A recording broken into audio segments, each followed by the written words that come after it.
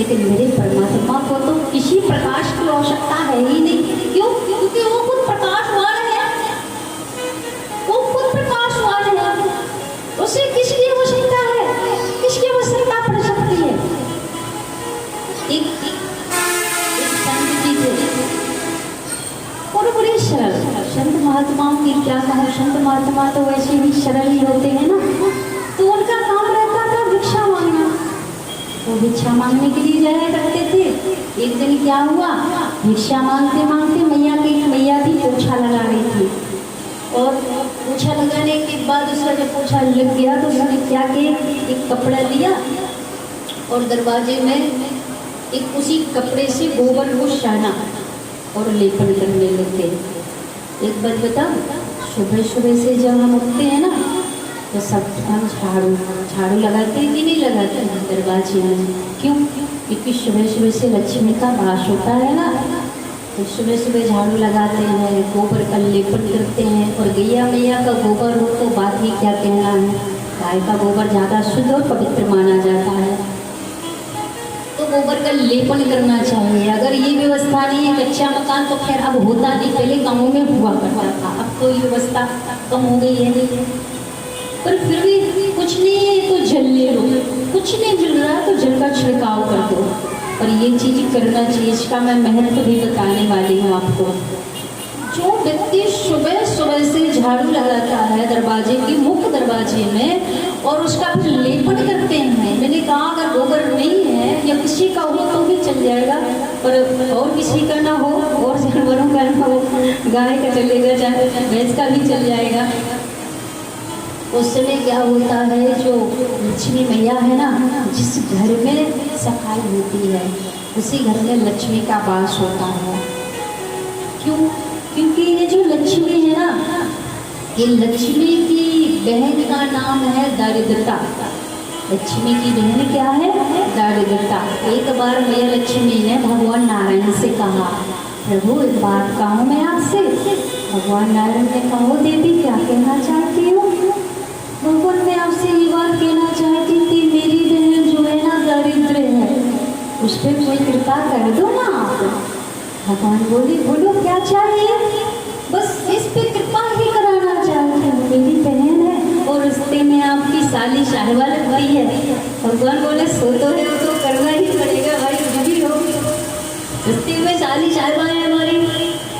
भगवान ने कहा ठीक है, उससे कहो साफ सुथरा रहा करो, सफाई से रहा करो, और जिस घर में स्वच्छता हो वहाँ जाया करो। भैया लक्ष्मी ने कहा उसका नाम ही दरिद्रता है। भगवान ने कहा तो कोई बात नहीं, मेरे पीठ में वास है ना।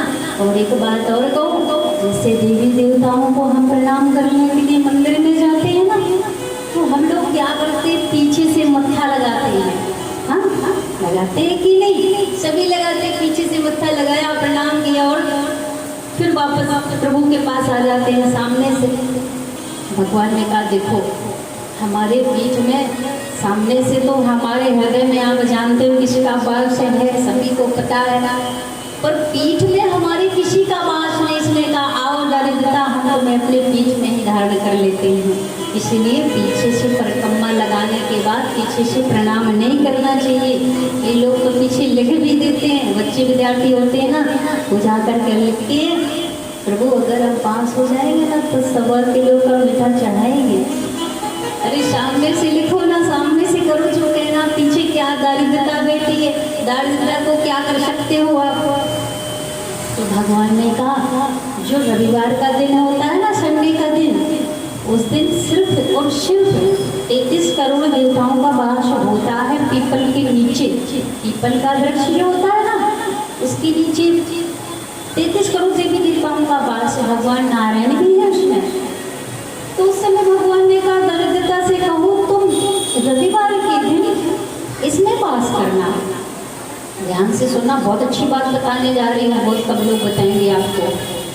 तो रविवार के दिन, संडे के दिन कभी मत पीपल के नीचे बिल्कुल जाना ही निषेध, नहीं जाना चाहिए, कभी मत जाओ। और अगर जाना है तो दूर से छुओ मत, प्रणाम करके चले आओ। और दीपक तो बिल्कुल मत जलाना, बिल्कुल मत जलाना। दीपक जलाना है तो शनिवार के दिन जाइएगा। और शनिवार के दिन दीपक जलाइए, परंतु गोल बत्ती नहीं, लंबी बत्ती। देवियों के लिए, मतलब मैयाओं के लिए, जो देवियां हैं, देवियों के लिए लंबी बत्ती जलाई जाती है। लंबी बत्ती आप जानते हो ना, बना के लंबी करके जलाते हैं। और जो देवता होते हैं उनके लिए गोल बत्ती जलाते हैं।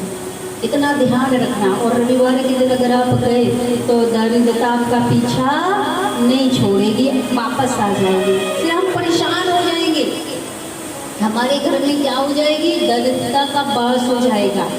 इसलिए इस चीज को विशेष करके ध्यान रखना मैं आऊँ। और घर को आप तो जानते हैं, मैं भी आगे यहाँ देख रही, आपको तो पता है, मैं ज़्यादा कुछ तो नहीं कहूँगी। आप लोग के अंदर का मैंने भाव भी देखा है, बड़ा अच्छा भाव है, बड़ा प्रेम है प्रभु का, प्रभु के प्रति बड़ा स्नेह श्रद्धा भाव है आपका। और बड़े साफ सफाई से भी आप रहते हैं, आपका भाव मुझे बड़ा अच्छा लगा। इसमें मैं बहुत बहुत बहुत प्रसन्न हूँ, बहुत बहुत प्रसन्न हूँ। अच्छा लगा मुझे आप लोगों से मिलकर, आप सभी से यहाँ आकर मुझे बहुत अच्छा लगा। तो रात्रि में कितनी बड़ी भी परेशानी क्यों ना आ जाए, कितनी बड़ी भी परेशानी, घर में कोई ना कोई तो सदस्य होगा। रात्रियों में कभी भी जूठे बर्तन नहीं छोड़ना चाहिए। रसोई में दारिद्रता का वास हो जाता है।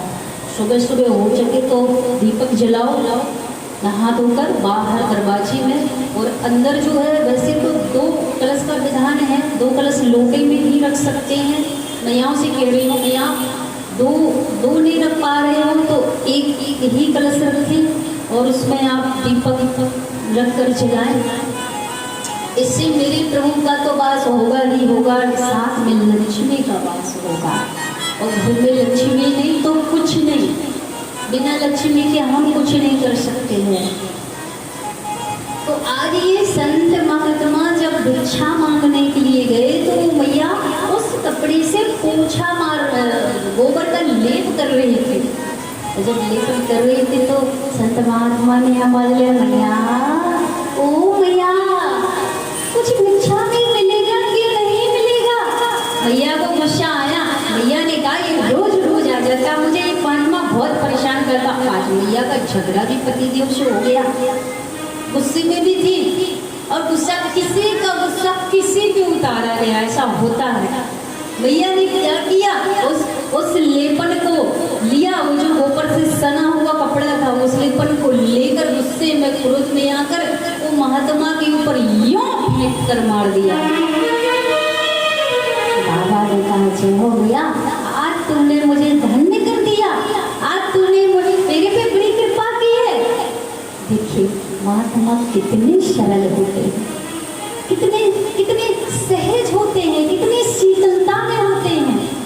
सत्य कहूँ, मैया का हृदय, संत महात्माओं का हृदय और मेरे प्रभु का हृदय एक सा होता है, एकदम नर्म रुई की तरह, एकदम मक्खन की तरह कोमल। ये सहज होते हैं, सरल होते हैं।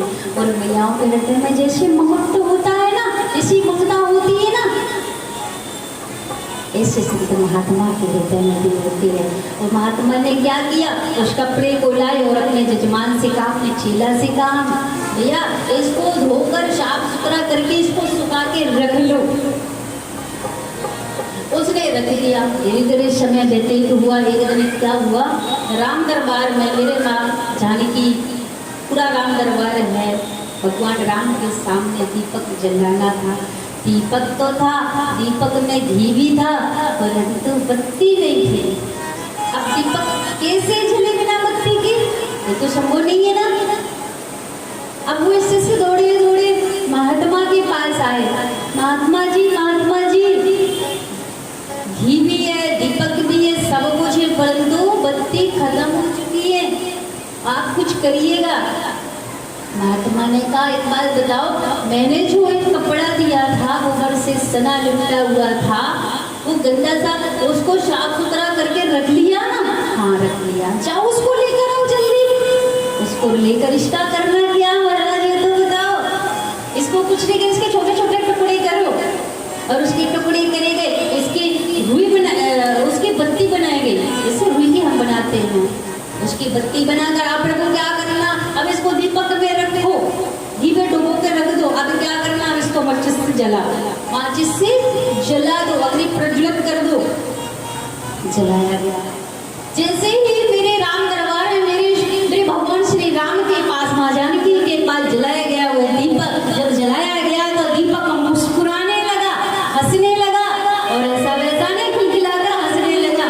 और जब वो हंसने लगा और हंसकर कहने लगा, धन्य महात्मा आप धन्य हो, आपने जो आज कृपा मुझ पर की इस दीनहीन पर इस गोबर से सना हुआ निकला गंदी से मुझे बाहर निकाला आपने, और जो स्वयं प्रकाशवान है, जो स्वयं जगत का पिता है, जो स्वयं नारायण है, जो दुनिया को प्रकाशवान देता है, प्रकाश देता है, मेरी क्या सामर्थ्य जो मैं इनको प्रकाश दे सकूं, परंतु आपने मुझे आज इनके सामने जलाया, प्रकाश किया है मेरे प्रभु के सामने, वो तो प्रसन्न है, लेकिन आज मैं प्रसन्न होकर मैं तुम्हें आशीर्वाद देता हूँ, जाओ जाओ महात्मा, जैसे आज मैं हंस रहा हूँ, मुस्कुरा रहा हूँ, मेरा जीवन बदल दिया है, ऐसे युगों युगों तक आप हंसते और मुस्कुराते रहेंगे, ऐसे ही आप मुस्कुराते हंसते रहेंगे। जाओ आशीर्वाद।